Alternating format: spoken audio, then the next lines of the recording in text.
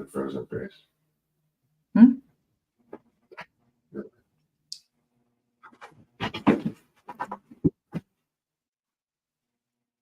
And we're live. Welcome to the Know Yourself Revolution Live. My name is Grace Gravestock, and I am with Matt Humbert today, and we are going to talk about how to leverage AI for clarity and transformation. This is a live conversation, so if you do have comments or questions for Matt, we will take questions at the end, so be sure to put it in the chat. We are live on multiple platforms. You might be joining us from LinkedIn or from YouTube or from Facebook. And so we're glad that you're here, and we're going to have a great conversation. Matt is a visionary leader, an entrepreneur, an AI consultant, and a transformational coach who is revolutionizing the intersection of AI and human potential. As the founder of Biased Variance, an innovative AI coaching and consulting company, Matt empowers data scientists, AI practitioners, and business professionals to harness the power of AI while nurturing their personal and professional growth. With a unique blend of technical expertise, leadership development, and holistic wellness principles, Matt is shaping the AI leaders of tomorrow and helping businesses thrive in the age of artificial intelligence. I'm excited to have this conversation with you today, Matt. Thank you for being here. I'm excited as well. Thank you for having me. And again, thank you for gassing me up with a wonderful introduction there. Matt, as our listeners know, on this show, I like to start off with a little reading of your chart. So we'll get to that in just a second. But I want to acknowledge and say that this is the first event that we are doing with our new branding. We have a new logo up at the top. So if you've been following me for a while, I just want to point this out and notice the points of light. Notice what we are creating here. So together we are creating a tipping point for humanity through frequency, alignment, and collaboration. We're creating a global network of people who are like-minded in sharing a single vision to help create this tipping point for humanity, helping people to know, love, and trust themselves. And so this intersection of AI and personal transformation is absolutely a fascinating place to start this new chapter for the Know Yourself Revolution, because we are making a big impact through frequency collaboration, through frequency alignment and collaboration. So this collaboration today with you, Matt, represents a new chapter for the Know Yourself Revolution.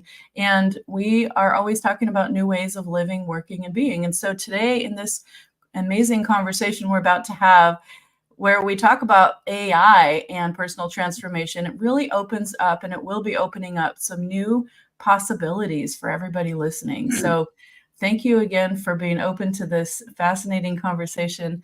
I know that we're going to share more in just a few minutes about your personal story and some tools and tips and tricks that you have learned that are really going to help all of our listeners. And we do have 8 people watching us live right now. So if you could put in the chat where you are joining us from, that would be great to know where you are today. I'm going to go ahead and add your chart to the screen, Matt, and we're going to look at what you're here to be and do. Yeah, terrific. Yeah, so if you have or haven't seen human design before, it is an amazing way to look at what you are configured to be and do. So it's interesting, just lately I've been talking about human design as a way to look at your energetic configuration, much like we look at technology. Most of us have at least a basic understanding of Wi-Fi and Bluetooth and all that. And so if you think of yourself as a Wi-Fi signal in the world, what you will see as we look at your energetic configuration is that there are certain things that you're broadcasting all the time. And on this chart that we're looking at your configuration, Matt, the things that are colored in are what we're actually broadcasting, what you're broadcasting to the world all the time. I remember when I studied communication, it was one of the first things I learned is we can't not communicate. And so this chart gives us a way to look at what we are communicating. So all these things that are colored in are the things we're broadcasting. And then the things that are white, all the areas that are white are these, they're all energy patterns that are connected, kind of like a Bluetooth that we're going to plug into in other people. When we are in relationship with others, when you and I are in proximity, Matt, so we're in each other's energetic field. So it means that you can tap into my field and I can tap into yours. It's not necessarily conscious, but what it does is it creates new ways that we can collaborate. And so as we have this conversation about AI, I think it's just an interesting way to look at what you're here to be and do. So I'm going to just pause and say, I know you and I had a conversation before, Matt, about this. Is there anything you want to say about this idea of looking at ourselves in that way before I jump into the details about what yours says about you? Yeah, I would, my comment would be, I have been on a lifelong quest since I've been a teenager to understand the nature of my mind and how it works, what makes me different than other individuals, and why it is that my mind seemed to work in mysterious ways compared to everybody else.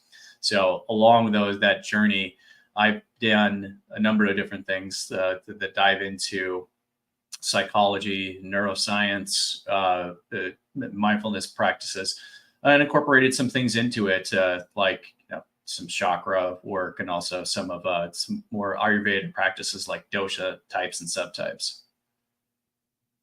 Yeah, that's awesome. So you have an understanding of some of the pieces that we're really looking at here when we talk about energy and configuration. So Matt, I want to make sure we have plenty of time for our conversation. So what I'm going to do is just hit a couple of the high points about who you are and what you're here to be and do, because it will pave the way for our conversation in just a minute. So I want to point out how your configuration recognizes you and your professional type as an express builder. And you and I share this in common, and we are here to create shortcuts for people because get there fast, right? And sometimes we skip steps because of that, but it means that we can sometimes find ways through intuitively through the mess to try to get to what we need to fast. And so I think as we talk about AI today, that's going to become clear that that is one of your superpowers. Also, in your public role as a problem solver specialist, I want to point out that this problem solver means that you innately are here to be a visionary leader, and you immediately see the problems that need to be solved.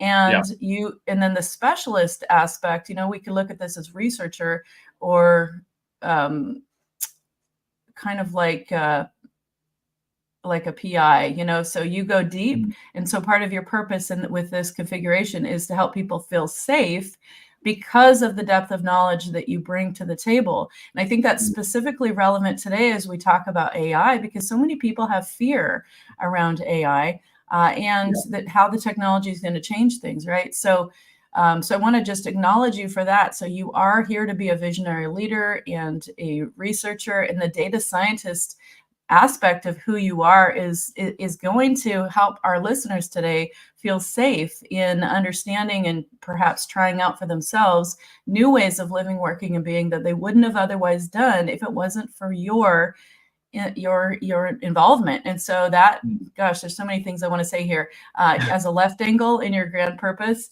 you are really here in part for other people to, as people bump into you, they have a different experience. And so that's happening even today as we talk. I'm noticing we've got people from all over the world. I just want to highlight Hey Jermaine in San Diego. We've got Beth in Missouri. We've got Mindset Coaching in the UK. We've got Cassie in South Africa. We've got Carrie in Seattle, and we've got Owen in Austin. So thank you all for joining us. Be sure to get your free chart and find out what work you are here for at whatsmychart.com. So Matt, I want to point out that one other thing that before we get into your story, your hero's journey, which is what we're about to get into, your grand purpose is made up of these 4 energy codes or patterns. From a technology perspective, we could say these are 4 pieces of your configuration, 23, 40, 30, and 29, that make up 70% of what you are here to be and do. So I'm going to share a summary version of that, Matt, because I know that's going to feed into our conversation here. So one way to look at this is that you're here, Matt, to dedicate yourself to explaining the same thing to people over and over again, as teachers do, for example. and to find fulfillment through that, as well as through your commitment to helping others explain themselves and improve their communication skills. Does that resonate with your experience so far in your life? I would say so. The single biggest bits of satisfaction that I've had over my career have been when I've been serving in that teacher, professor, mentor, and coach role. I get a great deal of personal fulfillment out of watching my clients or my students grow and develop and then transform themselves. Just seeing how proud they are of their progress and how far that they have come in a short period of time, just from working together. And then however I facilitated their transformation is really meaningful and rewarding for me. That's amazing. I love that you're living on purpose, Matt. And I know that when we met through HCL, which is a program, one of the programs that you and I both are in right now, we really connected. And so I just want to share through one other lens these 4 patterns, because I feel like it's really going to set us up for a great conversation here as you share more of your story.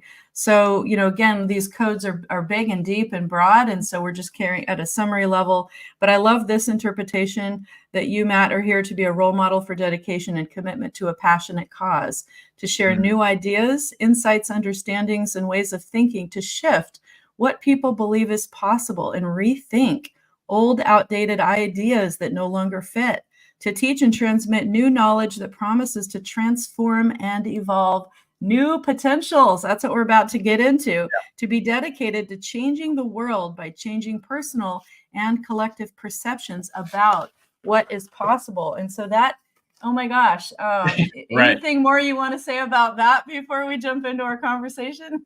No, I think that it just about nailed it right on the head. Awesome. I love it. Yeah, I knew you'd like that. That's so incredible, isn't it? So, Matt, you have an amazing transformation story, and you have been a data scientist and an AI expert. I'm sure more than just about anyone that comes into your circle about technology. And so today we're going to talk about how you used AI to get more clarity and transformation. And I'll tell you that one of the number one questions that I get in my work is people wanting to get clarity on who they are. They come to me to find out their purpose. And I'm going to put that link below in case you're looking for that right now, kyr.life/reading. We can look at your purpose, much like we just did with Matt's. But the idea is that when we are living in alignment with our purpose, then life kind of happens for us. Well, even when we're not living in alignment, life happens for us, not to us. But everything happens for us to realize our potential. And often what that means is we have challenges that we overcome. And so all of us are on this, what we call a hero's journey to understand, more about life and the way it works and what we're here for and to be and do. So today I want to give you a chance to talk about the journey that you've been on from being a financial analyst to an AI innovator in a transformational leader. So where should we start, Matt, in this story of resilience that that you have to share? Where do you want to start? Well, we can start from the very beginning, where I started my career not as a data scientist or as an AI practitioner. In fact, I got into the field through a very circuitous route. So I initially started off my undergraduate career as a biochemist. So I had visions of becoming a doctor, and then, but it became pretty clear to me in my early 20s that I didn't want to be stuck in a lab, looking at test tubes for the rest of my life. I wanted to be able to get out and interact with people and be social. And really talk with people. So even in my very immature, not really knowing myself well at all days, I had an innate understanding that the path that I was going down, well, it wasn't the right one. So I I shifted into finance as my undergraduate major. But unfortunately, or you could say rather fortunately, because every event is neutral, and you color events that happen with your limiting beliefs, and you can always change your beliefs at any particular time. So that happened right in the middle of the Great Recession. So what that meant was any kind of vision that I had of going into investment banking as a chartered financial analyst or an investment or portfolio analyst went out the window, simply because there was less opportunity in that field in the middle of the Great Recession. Nobody was hiring, especially in the Midwest. So one of the things that I ended up doing on the side was I have a passion for college sports and college football in particular. So go Gophers, row the boat, Skyma, go Gophers. And I had a blog that I was writing on the side. It's just sort of a way to fuel and dump all of my creative energy and outlet into that. And what I eventually came to find out was the way in which I was writing and talking and thinking about the sport, which just sort of came naturally to me, is a field that came to be known later on as data journalism. So I would pour through numbers, really dive deep to look beyond the box score and look for those hidden patterns and trends that would explain why my team was so mediocre and why I was obsessed with this fringe bowl team, and which became the name of the site. That site got me a lot of notoriety and recognition among that particular circle. In fact, I ended up being awarded press credentials to cover the team from the press box for several seasons, which is a wonderful treat for me because I had no back, I was just a guy with a laptop and then passion and a dream. Didn't have a newspaper or a giant media organization or an editor behind me. It really just was me and my love of the team and my love of the sport that carried me through. So what ended up happening was, because I cared so much about this and I was demonstrating my love for data journalism and really diving deep and investigating into things, that passion for sports analytics got attention of some readers who were working in the field of data science. And that's how I broke through first and became a database researcher at a behavioral economics venture research firm that was working in healthcare.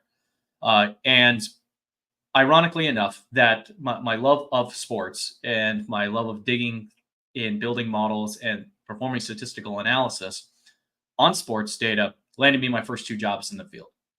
So that was the kind of the beginning in my entry vector, if you will, into the field of data science and AI.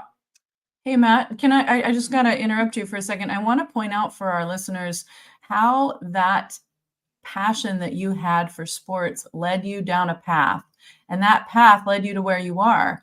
And so I just want to point out that so many times we feel, and I say this because a lot of people have said this to me recently, how do my unique traits and characteristics and the things that I like to do, which could be all over the map, how are they possibly connected to what I'm here to be and do? And I want to just acknowledge that in your story, you are answering that question, that when we follow our heart and when we follow the passion that we have in our being, that usually it always, but it doesn't always feel like it at the time, leads us to where we're supposed to be. And so if you're discouraged, if you're wondering today, and I see we have Claudia joining us from Slovenia, Europe today. So we have people all over the world going through all kinds of situations today. And sometimes we all have doubts. Am I in the right place? Am I doing the work that I'm here to be and do? How can I be more on purpose? So as you share more about your story, Matt, about how you got to clarity about that, I just want to highlight the fact that you were following your passion is really what led you to this path to where you are today. And that is a reminder for all of us that we're always exactly where we need to be, even if it doesn't feel like it. And usually the biggest challenge that we're overcoming is what is leading us to the biggest breakthrough. So I love that that start to your story, because it really highlights how you got here, which is a very different place from where you started. So Correct. take us from there to how you got into what you're doing now, the AI and the personal transformation work. Yeah, thank you for that. What I would say is that even when I broke into the field of data science about 15 years ago, one of the challenges that I experienced was it was still a nascent and rapidly evolving field. Remains true to this day. One of the particular challenges I faced was the Midwest, and I'm located in Minneapolis, St. Paul metro area.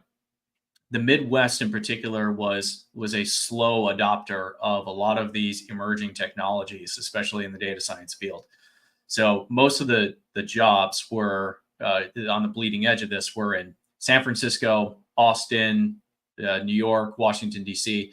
And my circumstances at the time meant that I was sort of rooted in the Midwest and in Minneapolis. So I had to make my way and kind of take from the roles that I had working in corporate America, build out the type of work that interested me and what I wanted to do. But that ability to adapt and excel into the position and really carve out the role that I was looking for allowed me to gain some experience across multiple different types of industries. So throughout my career, I already mentioned that I worked in healthcare behavioral economics. I've also worked for boutique marketing analytics firms, worked in retail.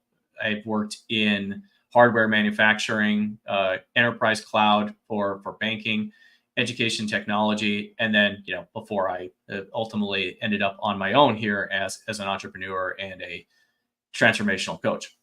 So what I would say is that really the turning point for me came in the pandemic across a number of different fronts. So it mentioned already that I had served as a teacher and as a university professor at Northwestern University, where I was teaching a financial technology boot camp course. That was a really interesting opportunity because I had always had it in my mind that a late career pivot was when I finally got tired of being a desk jockey in corporate America, that I was going to pivot and then become a university professor, and then just give just lectures and to help students grow. And when I was presented with this opportunity to do this over Zoom during the pandemic, I figured, yeah, why not? I'll give this a shot because I don't have to quit my day job. That was an effective pitch on LinkedIn. Hey, keep your day job, teach via Zoom. And what ended up happening was I went into this open-minded attitude that, hey, if I suck at this and I bomb, like there's really no consequence for me. Like I tried something out, and if it doesn't work out, then I learned something about myself that I might have to pick a different path later on in life. Well, the exact opposite happened. In fact, I really did discover that I have a passion for teaching and for molding and mentoring some younger generation and the younger leaders to be able to help them transform and to upskill and to grow. And it is personally fulfilling for me to witness and facilitate another person's individual growth and transformation.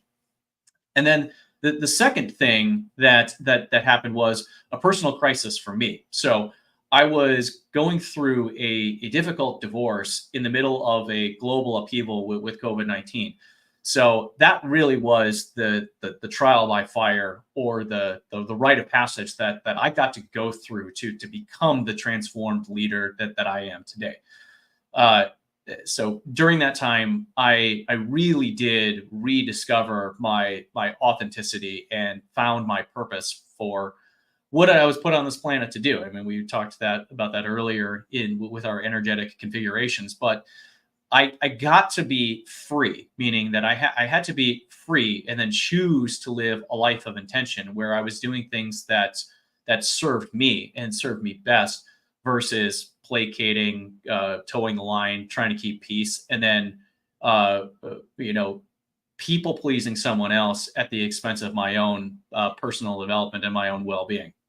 So when Matt, thank you. Thank you for saying that. I have to pause you there. That's such a key point. I want to make sure everybody got that. So the key point was when you put yourself first and you learned how you have to put your own air mask on first before you can help others. That was a yeah, turning point, right? That yes, is the key. That is absolutely, that is why we have this kind of tagline, helping you know, love, and trust yourself, because we get to lead by example by starting with ourselves first. And I just want to acknowledge you and thank you for leading by example. That is exactly how we are going to get to our next level, each of us individually and collectively, when we put that lens on, that we got to make sure we're okay. We're no longer placating others. We're no longer people pleasing. We are choosing intentionally, consciously, intentionally choosing what we are creating with our energy. And that's yeah, exactly what you did, Matt. I'm so glad you did that. And mm, you're creating an example for so many other people to follow. So I'm really excited mm, to hear more about how things changed for you once you realized that. That's a huge shift. I want to also point out that you made this shift going through the challenges that everyone experienced, or most people experienced during that pandemic phase that we were all going through, and that sometimes our biggest challenges happen as part of our breakthrough. So if you're going through a challenge right now, you'll know that you trust that this could be leading you to your biggest breakthrough. So as you were saying, Matt, mhm. this was where you had the breakthrough. So take us from there. That's amazing. Yeah, thank you. What the key mindset shift that I had was I knew my life was going to be irreparably changed from the moment that I paid that retainer for the lawyer and uh, uh, you know, finalized and then filed. So because of that, effectively I had crossed the Rubicon and then made the decision right then and there that I was going to live my life intentionally. I no longer was I going to see my children every single day. I wasn't going to have the same creature comforts and the financial stability, if you will, that I had. I knew that there was going to be some short term or maybe even medium term pain, but the payoff at the end of it was going to be much greater. Meaning, it's a life where you are placating others and not serving your own highest interest, and you're kind of treading with your head and neck barely above water, is really not a life at all, and not an example that I wanted to set for my boys. And that really fueled my motivation to do this. So the first things that I did when I said, okay, well, I'm going to have a lot of time on my hands. The first, I really made it a point to say, okay, I'm doing a lot of work on myself. I'm not thinking about going in and figuring out like a new partner or dating or anything like that. It was, I am going to recover and my authentic self, and I'm going to do the things that truly matter to me and focus my energy on the things, activities, and people that matter. Among the things that I started doing was I started exercising nearly every single day. I was incorporating. I had an entirely different diet, so I was eating predominantly whole food, plant based diet. So I was really caring about what it is that I put into my body and the kind of things that I was doing. I had radically shifted my relationship with alcohol and cut back to weeknight school night sobriety, if you will, because I had a really cognitively intensive job and I wanted to be sharp for it. I my sleep and was really adamant about my sleep regimen, making sure that I got 8 hours a day, making sure there was no lights or sound distractions, barely had proper sleep hygiene there. And started incorporating some mindfulness and meditation practices. So just really getting in touch and more aware of my thoughts and feelings that I was experiencing. And then again, having a different relationship with those. So rather than being controlled and fueled by them, that I could look at them from a neutral observation and understand that they're all just stories. And the last was that connection component, that the connection with my friends, my family, my business associates, my coworkers, just really stepping into a role where authentic connection mattered a great deal to me. And then, everything else that happened, I don't want to say is completely superfluous, because it was meaningful in its own way. Because I did a lot of different things that I hadn't done in many years, like went out and traveled. Went and took a lot of solo vacations, traveled with friends, saw a lot, did a lot of different things that were particularly meaningful and spiritual, and really kind of moved me in my own way. Matt, I want to just highlight something you just said that I think a lot of people need to hear right now. You went and took vacations by yourself, and you did things for yourself. Yes. That is a big step for most people right now, because, we're so used to pleasing others and caring what other people think about us and where we go and who we're with and all of that stuff, which is just stories, as you pointed out. When we choose to put ourselves first and we choose to do what suits us, and you mentioned working out regularly, you mentioned the changes that you made to your diet, all of these things were, from my perspective, indicators of you tuning in to your own internal guidance system and listening to the wisdom that is there for you, and not being distracted as much, it sounds like, or at all, even by the external forces that so many of us allow to dictate our lives. So you took control back in your own hands by consciously and intentionally choosing what to create and what to put your energy on. So and I just want to highlight, again, Carrie Hahn is saying that consciously choosing what we're creating, 100% true. Absolutely, Carrie. This is what we all get to do when we want to see the breakthroughs. So thank you, Matt, for leading by example. I think that's amazing that you had this journey. You're leading by example in showing us what it could look like. How did the technology start to play a role in your journey? Yeah, I'm happy you transitioned and brought that up. So, throughout, in the wake of all of that, that sort of crucible of going through the divorce, when that kind of cleared itself out, and I had been living with those, with those values and those pillars that were upholding my life, and just being very intentional about the way in which I operated in the world. The thing that I ended up happening one day was I definitely felt a sense of a calling, meaning that there was for people who are involved in a lot of mindfulness and meditation practice, especially if you use an app like Headspace or Waking Up or any one of these other ones. They do a lot of body scan related techniques, and then you visualize the sensation of light filling up your body, and then going through just the different points within, just to get you to focus your attention on your internal experience. And I remember distinctly that there was a day in which, as if light was just completely pouring directly through me without me even getting into a meditative state or even preparing to go through a meditative state, where things just completely washed through me. And there was a feeling of lightness and of energy kind of tingling through my fingertips and all throughout my skin, where the underlying sensation was, you are called to do more. Like you can in fact do more than where you're at right now. There is something bigger out there, and why not you? Why not you be the one to speak out about this and to take a stand and really kind of spread this message? Because if the way in which my the way of life that I had at that particular moment, just my mental state, my levels of stress and anxiety were all but completely eliminated, and I was living what anybody would consider to be kind of a charmed life.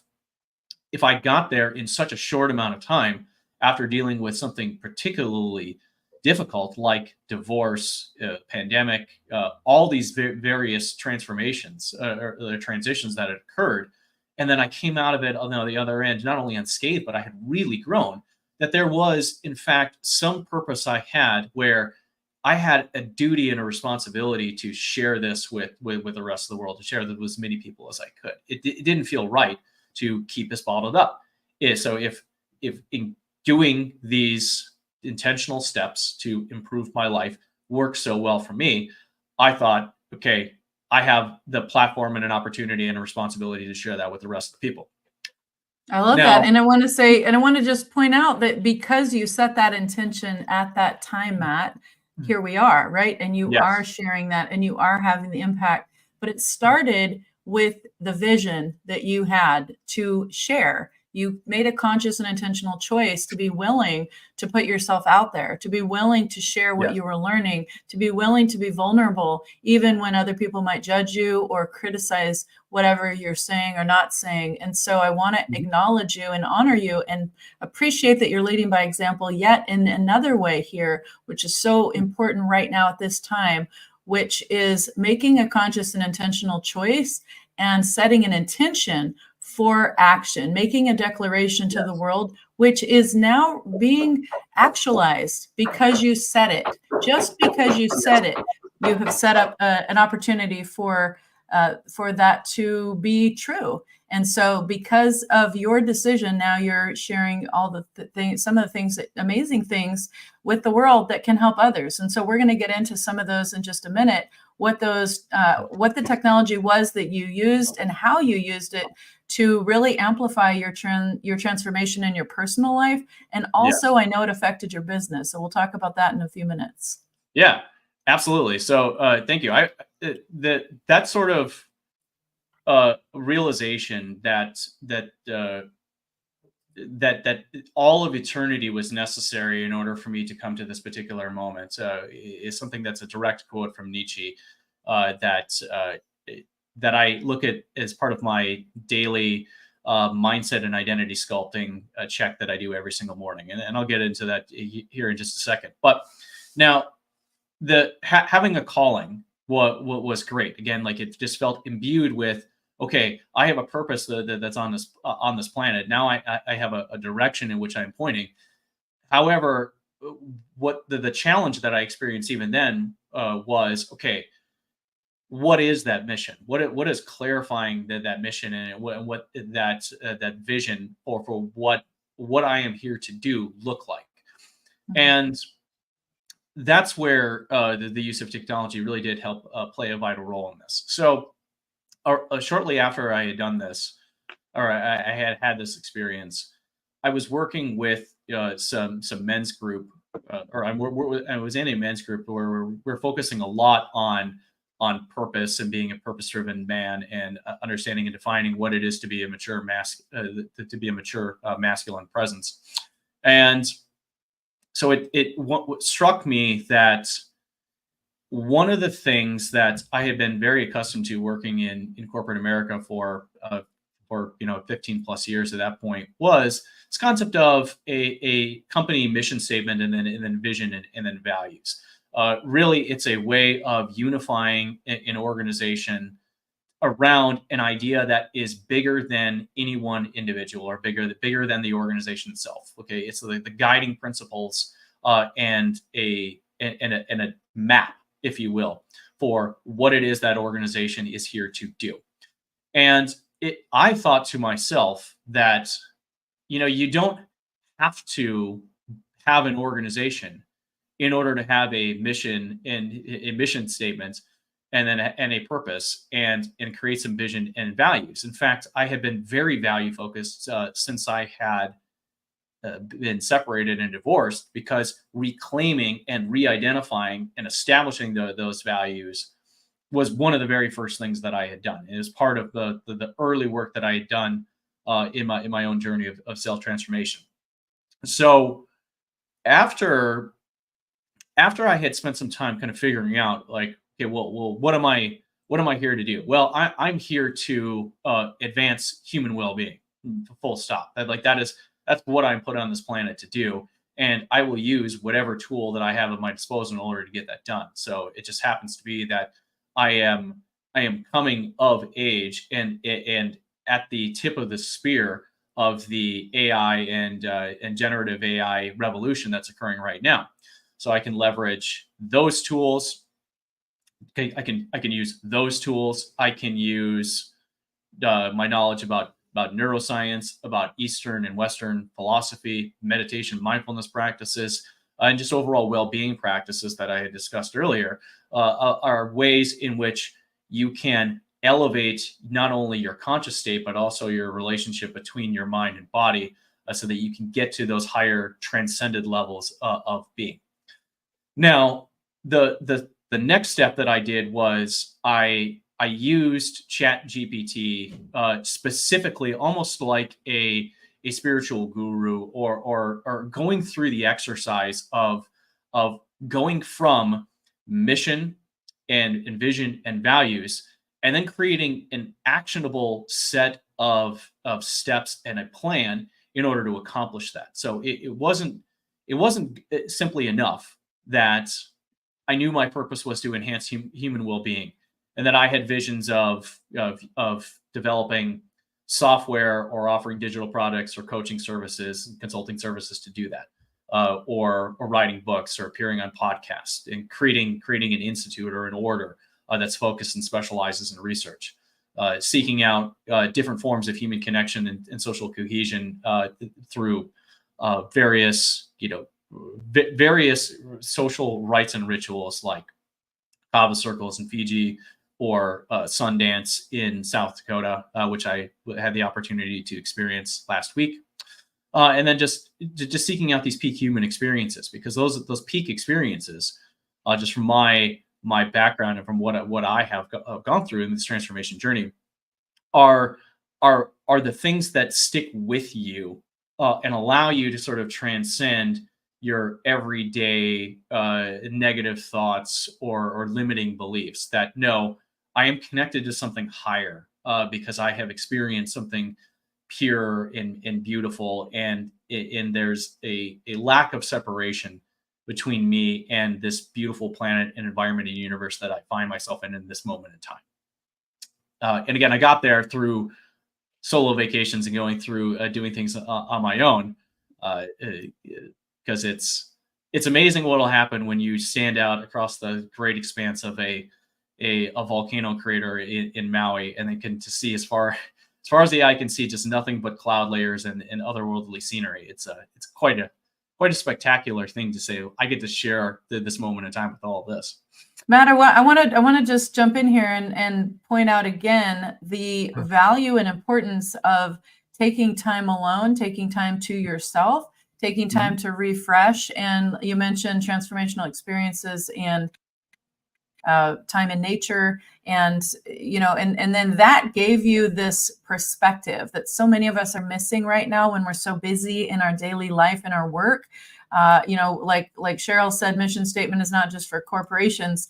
How did you get to that place where you were able to recognize that you as an individual maybe could and would benefit from having your own mission statement?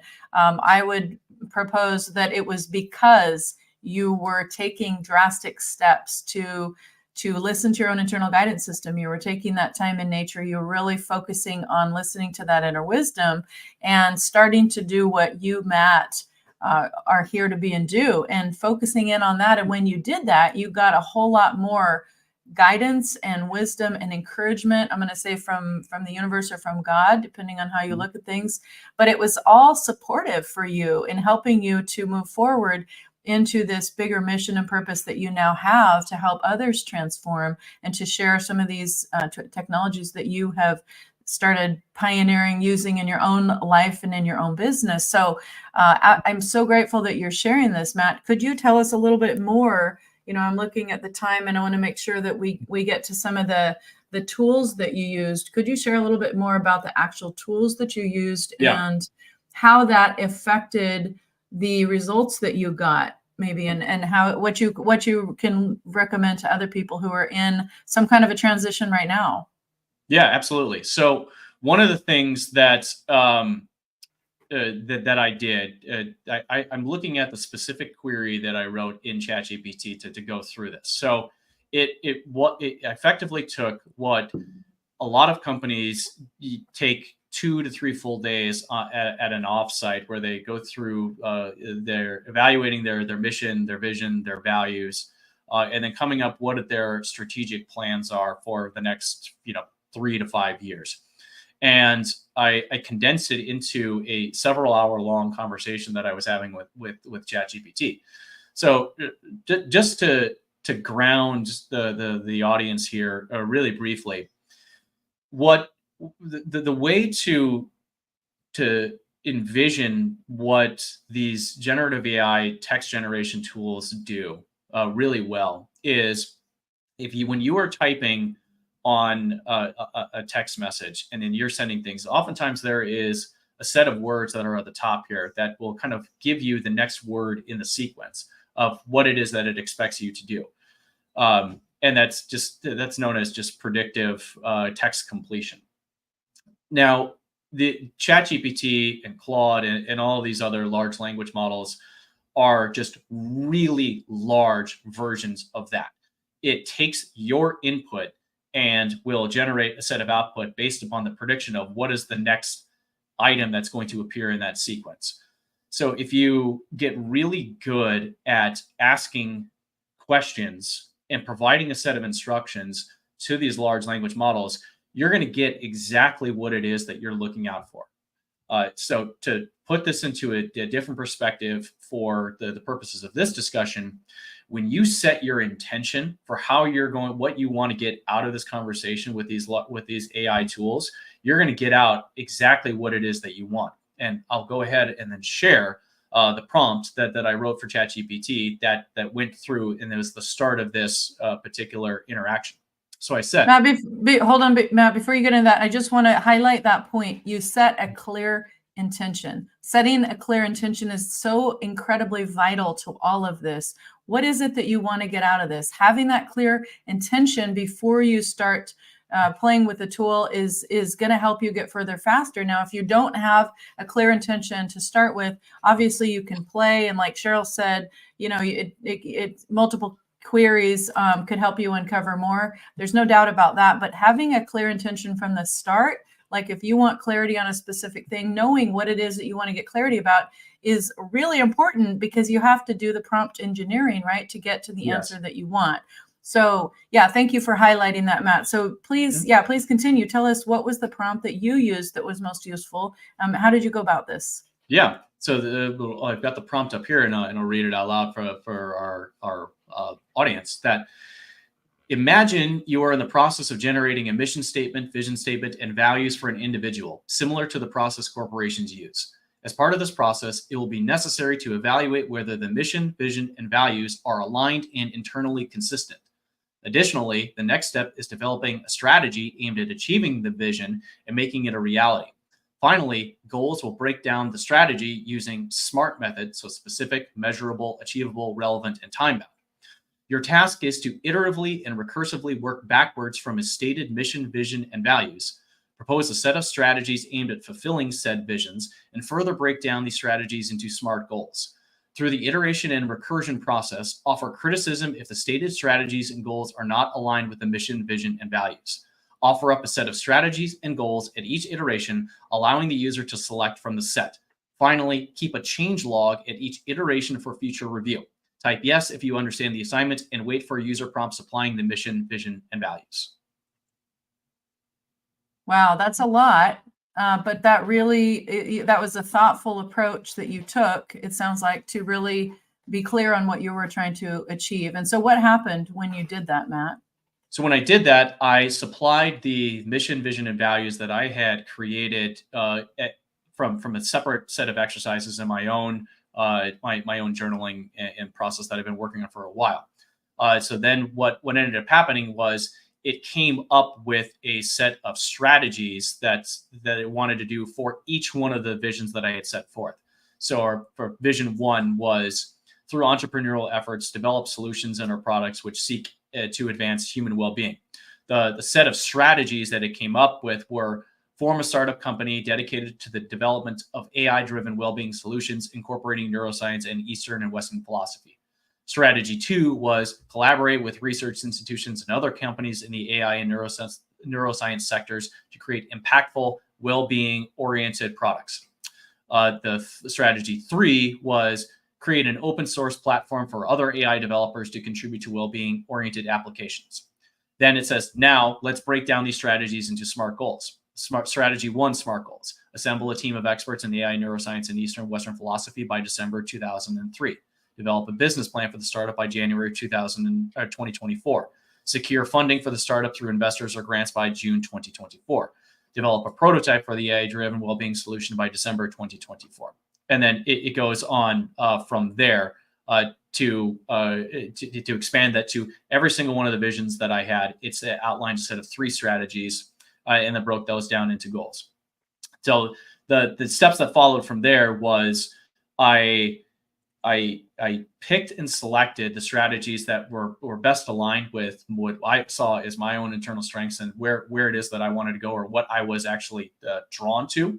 And then I also incorporated things that I was already planning or that were already in flight. So one of those was I had a retail opportunity that I was working on that is finally just coming to fruition. And we got a lease agreement yesterday. And then I had already launched this AI and data science coaching program, and then I was looking to expand it into a consultancy practice too. So just through that iteration and recursion, it went from something that was very high level, like the thing that drives me, that gets me motivated, that I wake up every day charged to do, which is the mission and the purpose, and then have the vision again for what the roadmap for how it is that I'm going to actually achieve it or what it would actually look like, and then break it down into to really tangible and measurable steps with strategy and goals. The next thing that I ended up doing was at the exact same time that I did that, I discovered a methodology for a life operating system from a productivity expert by the name of August Bradley, who built out an entire system in Notion. So Notion is a really flexible and scalable productivity software and connected database tool. So I did exactly that. I copied and pasted my vision, my purpose, and everything into Notion, and then broke it down by saying, okay, well, the strategies are now what are known as vision goals. Or you could think of them as kind of strategy. So the strategy aligns with the kind of the highest level of things that roll up. Then you have projects, which roll up to sort of goals, and then you have things. Then you can break things down to the task level of, okay, what are the individual units of effort or tangible steps that I can do that will roll up and cascade to all of this. So it really did help organize from something very, very high level, using AI to kind of hone and refine that into an organized system that I can actually act upon on a daily level. And it has this separate benefit of having templates that I can use where I have a daily reminder of my intention and my identity that I'm sculpting. So one of the things that I have in there are just sort of like identity sculpting statements, like I am an entrepreneur. I am a visionary leader. I am a dedicated, involved, loving father. I am somebody who is intentional about the things that I pack for my children. All of these sort of daily affirmations, mantras, if you will, were constant reminders of how I was preparing my mindset and getting myself into that particular state where I could achieve those particular goals. But in the interest of time, since we only have about 5 minutes left, all of this was great. Like these were like this was doing. I would say like this was the doing, like putting the places and the sort of blocking and tackling of how I was going to operate my business and my own personal growth and orient my life around this. But the key secret sauce that was missing behind all of this was the ways of being. And like, who do I get to be in order to make these audacious goals and vision possible? And the secret sauce is kind of like you and I have alluded to at the beginning of this was, going through HCL, hardcore leadership, and going through a leadership transformation that specifically focuses on your transformation is dependent upon your ways of being, and that if you want different results, you get to shift how you are being in the world versus what you are doing. Hey, Matt, that is a fantastic point, and I want to make sure everyone heard it. And I also want to say we are getting close to the top of the hour. We're going to go a couple extra minutes if you can stay. We just had a question from Cheryl about, we'll get to in just a second, but I want to highlight the point you made, Matt, because this is the secret sauce. If you're in the midst of a personal transformation, or it feels like a transition, it feels like a challenge, then here is the secret piece that technology cannot provide for you.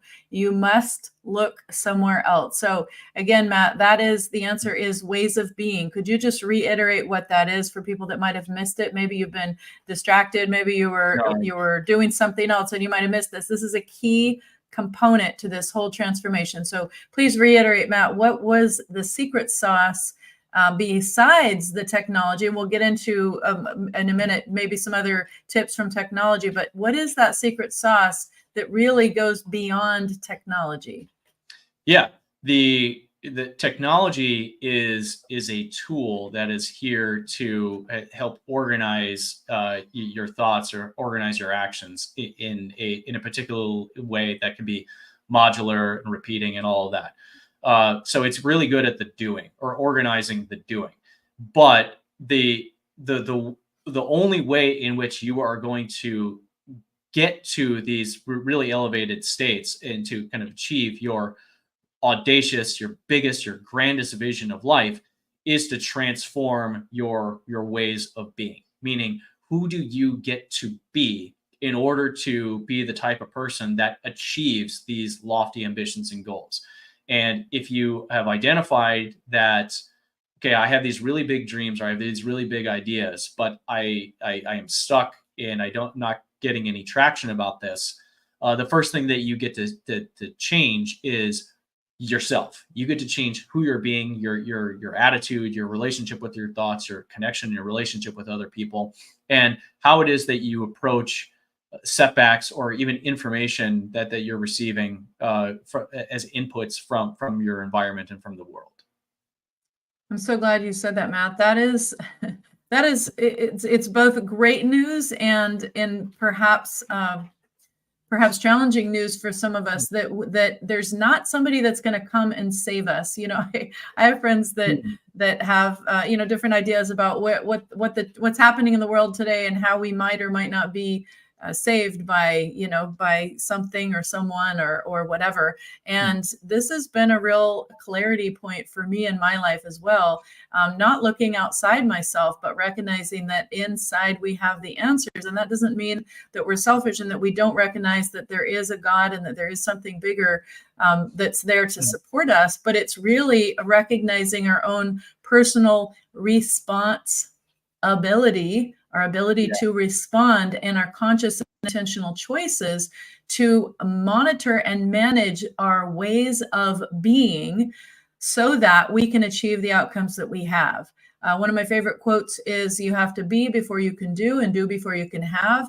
And when we focus on those ways of being, that is the secret sauce that really amplifies the transformation in our own life. And it also catapults our career and business to the next level. Anything else you can say, Matt, about what has happened for you in your life since you have adopted new ways of being? Yeah, I will relay a quote that I saw on Facebook a few weeks ago that said the single biggest gift that you can give to another person is your own transformation. So when you are living in your authenticity, you have taken your power back. You're being the best version of yourself. Then you will draw out the best in other people and provide all of your gifts and talents in their fullness, rather than you limiting yourself or coming into interactions with a preconceived notion or a set of limiting beliefs that constrains you. So again, the ways of being,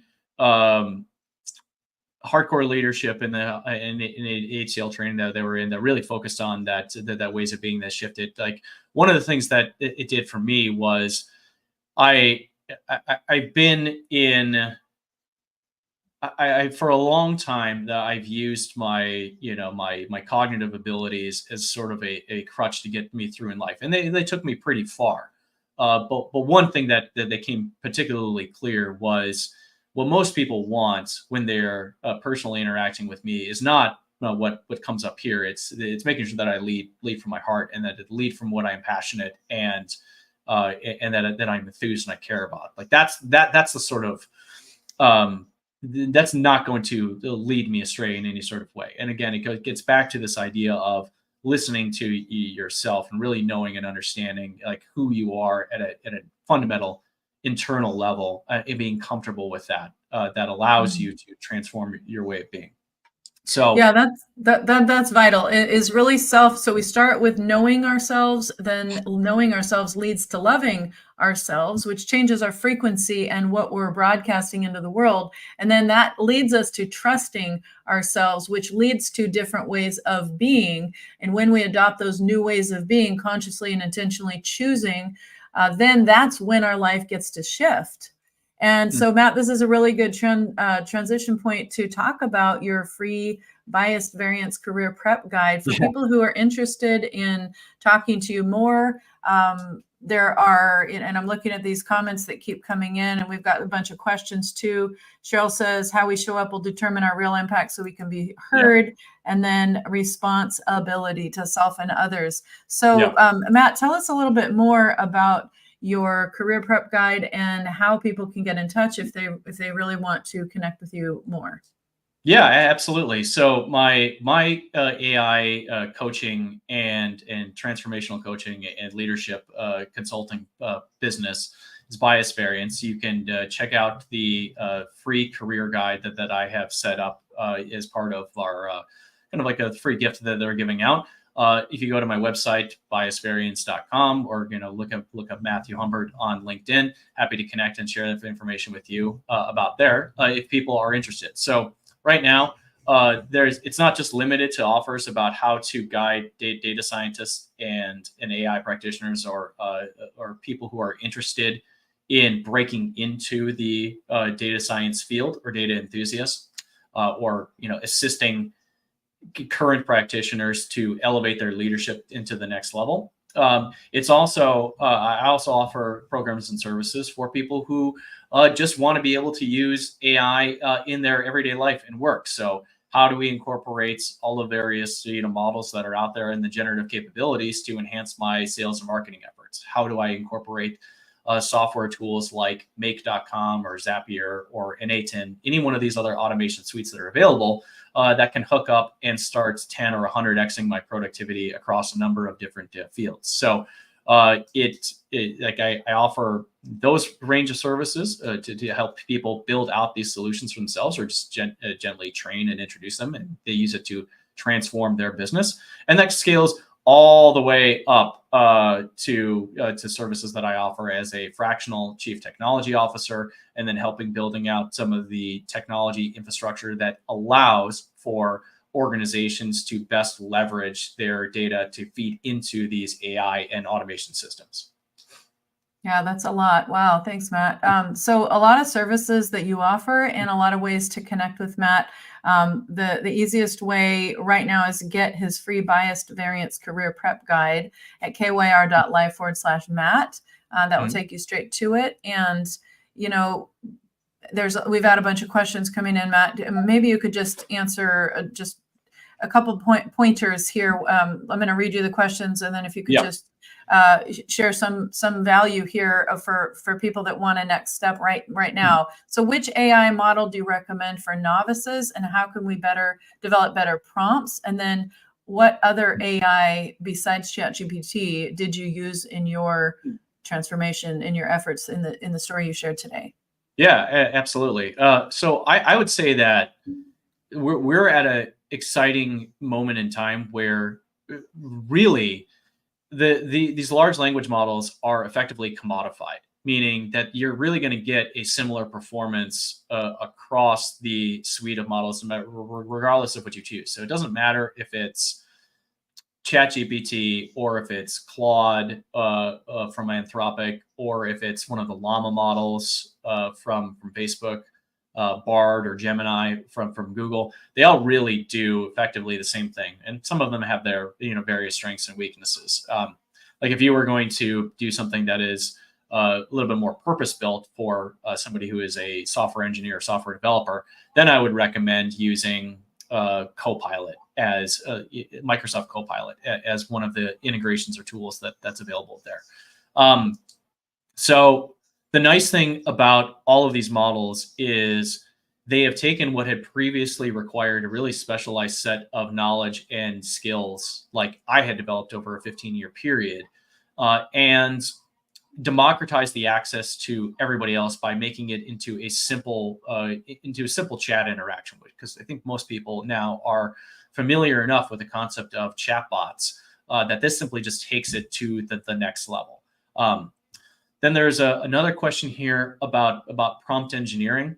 Yes. So I would say that there are a number of free courses that are available for developing better prompts. Andrew Ng is one of the kind of like deep, founders of deep learning and then artificial intelligence. He's kind of on the forefront of it. He offers some free training courses. So if you want to go into the kind of basics of prompt engineering, that's a really good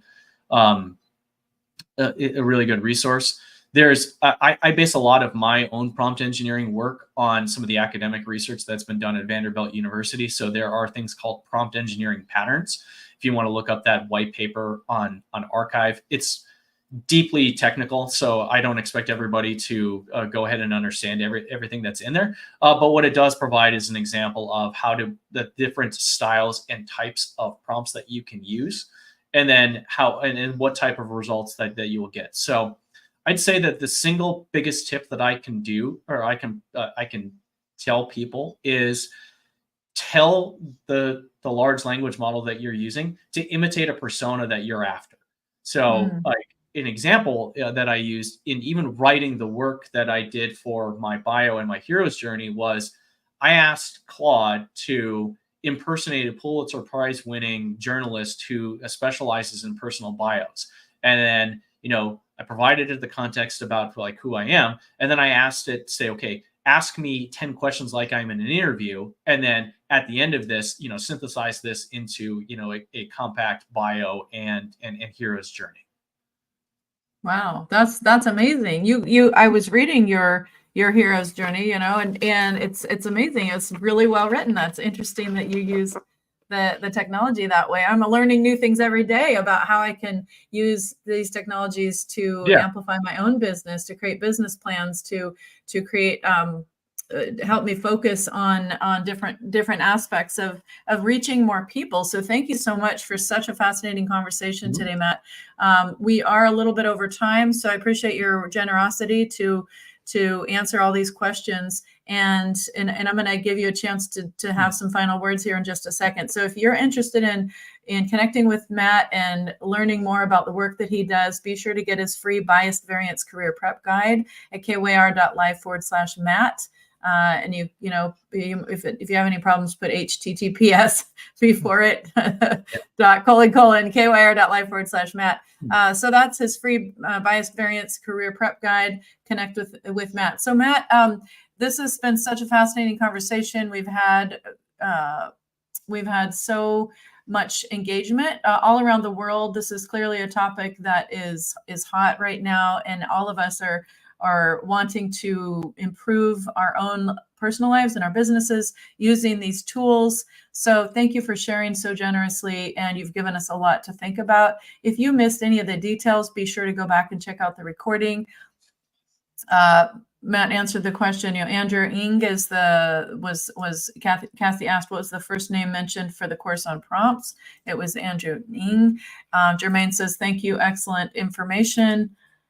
So thank you so much, Matt. And then we had a great comment from Owen about what a great interview. AI being with a clear intention in the prompt, cutting edge neuroscience, tapping into individual sense of purpose, demonstration of human design reading for how Matt is living in alignment with his design, and expanded leadership conversation and connection nodes. Amazing.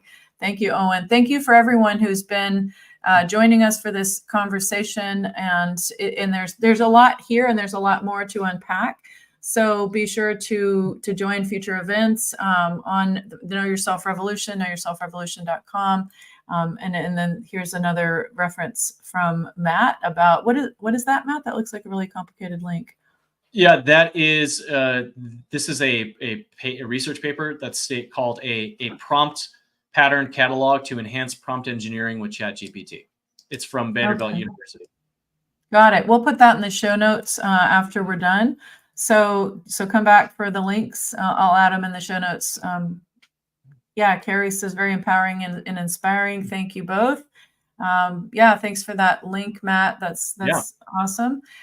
So lots here to continue to unpack as we all put things into our own lives to make it better. Claudia says, thanks, Matt and Grace, for great content and inspiration, how to use AI. I know that Claudia is joining us from the other side of the world. So Slovenia. Yeah. So we've got people from all over that are part of the Know Yourself Revolution. If you would like to learn more, be sure to check out our website, knowyourselfrevolution.com. And Cassie says, I could keep listening for much more. Much appreciated. Cheryl says, great info and help, Matt. Thanks. Yeah, so much value here. Thank you for your time, Matt. And like I said, if you want to reach out to Matt, kyr.life/Matt. So Matt, final words. What advice would you have for people that are listening right now, going through personal transformation in their personal lives and their business, and really wanting to leverage technologies, AI, for helping them get further faster? You are here as an expert in shortcuts. So what words do you have to share with people now? Thank you. So my parting words to your audience listeners would be, a lot of what we have done or talked about today is going through personal transformations and challenges that arise when we're going through life. So artificial intelligence, especially over the last 2 years, pulls out a lot of existential fear from both individuals and from small business owners that their job is going to be replaced, that they are replaceable with AI, or that they're going to be left behind because of the scale and speed at which things are adopting. And I don't look at it that way. In fact, I would consider myself to be an AI optimist, meaning that what these tools and technology allow you to do is to really act as a digital extension of yourself. So when you are transformed and shift your ways of being, and then shift your attitude towards seeing this as tools at your disposal rather than as a threat to your well-being, threat to your career, threat to your business, you get to incorporate these as strategy and as components to really enhance what it is you're doing. In fact, I would say that there has never been a better time in modern history to be a small business owner or an entrepreneur, precisely because these tools are democratizing the power of artificial intelligence and data science models that were previously inaccessible to a lot of different people. And it allows, like I said, a digital extension of yourself that will 10, 100, 1,000x your productivity, so that you can do so much more in such a shorter amount of time, versus needing to learn how to do sales and marketing, or learn how to do content generation, or learn how to write copy, or any of these things. These tools are already at a human level, depending on the application and domain already. So it gives you the capability of taking your ideas, which are like the sort of innate basis behind intellectual property and the kind of the value contribution that you add to the world. And it allows you to just generate thousands of different content delivery mechanisms, or just differentiating non-differentiable commoditized communication channels in minutes versus hours or days or months. So use this power to iterate, to test, to experiment, to figure out what works and what lands and what resonates, and incorporate these into your automation practices in every step. And then you'll be amazed at how much more you are able to accomplish with a smaller staff or at a smaller scale. Yeah, thank you for that, Matt. That's really valuable. What I hear you saying, and if I put it in my own words, it's this: let's proceed from love, not from fear. And so Yeah. if we allow fear of technology, fear of the unknown, fear of change, fear of what if, all those fears, those are just stories, as you mentioned earlier, Matt. I appreciate you brought up that concept. And so when we recognize what that fear is, it's just stories. And we can change the story. We can change it by affecting our ways of being. So you've just helped us see how we can make a conscious and intentional shift in our way of being and in our intention, and how we use technology to use these tools to help us in our businesses. It's never been a better time to be a business owner, to be an entrepreneur, because we can leverage these tools like you demonstrated earlier on about to get a mission statement. What might have taken 3 days. I mean, I, as a corporate change manager, I've been in those sessions with businesses, and it sometimes does take days, maybe even weeks in some cases, to get to clarity on what the mission statement is. And if you can use a technology like ChatGPT or one of these others that you mentioned to get clarity about your own life in a matter of minutes or longer, it's nothing wrong with reflection and coming to clarity as you decide and realize more about yourself. But certainly these tools can help you have amazing shortcuts to get there faster. And that is one of your superpowers, Matt, that we talked about from the beginning. So thank you for sharing so much. It's so valuable. I'm so grateful for the important role that you're playing in leading by example with the Know Yourself Revolution. Together we can create a tipping point for humanity through frequency alignment and collaboration. Thank you so much for being here, Matt. No, thank you for having me, Grace. And if anybody is interested in services or in talk about transformational leadership and about hardcore, I'm more than happy to share my experience and more information about that. Absolutely. Yeah, we are both passionate fans of this technology, and we're both part of this Hardcore Leadership Program. So please reach out if you're interested in having some really big shifts in your own life. And if you want to contact Matt directly, kyr.life/Matt. And of course, you can find out more about what we do at the Know Yourself Revolution when you go to knowyourselfrevolution.com. So again, we are creating a tipping point by helping others know, love, and trust themselves, and leading by example by demonstrating this in our own lives first. So thank you again, Matt, for being here. Thank you for leading us in so many great examples to help us move forward faster today and using your superpower. Appreciate you being here on the show. Thank you. Appreciate you having me. Thank you, Grace. Thanks.